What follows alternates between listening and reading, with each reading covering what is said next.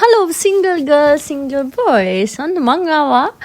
ඉතින් මෙහෙමයි. අද දවස ස්පෙෂල් ආදරවන්තයින්ටනේ.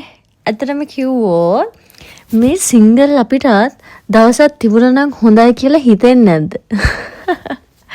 මට නම් ඉතින් හැමදාම සිංගල් ඩේ අන්න එහෙම ෆීලිං එකක් තියෙන්නේ.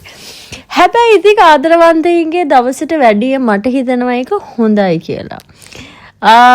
ඉතින් මං වගේම ඉන්න මේ ලංකාවේ මේ ලෝකයේ කෙල්ල කොල්ලන්ට මං හිතුවා අද වගේ ස්පෙෂල් දවසක කවදාවත් දුක් වෙන්නේ නැතුව කොල්ලෙක් හිටියත් කෙල්ලෙක් හිටියත් කොල්ලෙක් නැතත් කෙල්ලෙක් නැතත් තමන්ගේ ලයිෆ් එක තමන් ඒ දවසටත් සතුටෙන්ම ගෙවන්න ඕනේ කියලා. ඉතින් මම ඒක කියනවා. ඉතින් මං අද හිතුවා අද දවස ඇත්තටම ස්පෙෂල් ඩේ එකක්නේ. ඒ ආදරවන්තයින්ට. ඉතින් මම හිතුවා අද දවසේ මං මුලින්ම මට ආදරය කරන්න ඕනි කියලා මං ඇත්තටම තීරණය කරේ 2024 දී.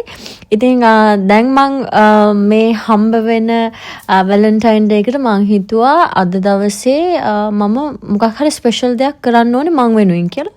ඉතින් මං හිතුවා මං වෙනුවෙන් මොනවා හරි මට ගිෆ්ට් කරන්න ඕනි කියලා. මොකද ගොඩක් වෙලාවට ඇත්තටම මගේ දේවල් මම තනියම කරගන්නවා. මං ආස් දේවල් මං ගන්නවා. ඉතින් අද දවසෙත් මං හිතුවා මට ආදරවන්තයෙකුත් නැති නිසා හැමෝටම වගේ සර්ප්‍රයිසස් මට නැති නිසා මගේ ජීවිතේ එහෙම සර්ප්‍රයිස් එකම එක දවසක් හම්බ වුණා. ඉතින් ඒක මගේ ගොඩක් කල් එයාරුනහම ආදරවන්තයින්ගේ දිනයට මං සර්ප්‍රයිස් වෙලා නෑ ළමයි. එකම එක දවසයි සර්ප්‍රයිස් වෙලා තියෙන්නේ. ඉතින් අද මං මාව සර්ප්‍රයිස් කරන්න හිතුවා. බලමු අද මම මොනවද මාව සර්ප්‍රයිස් කරන්න කියලා.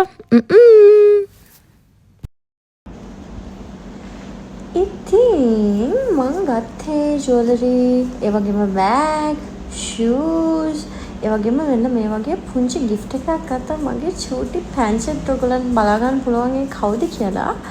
ඇත්තටම කිව්වොත් අද දවස ස්පෙෂල් වෙනවනේ ආදරවන්තයින්ට.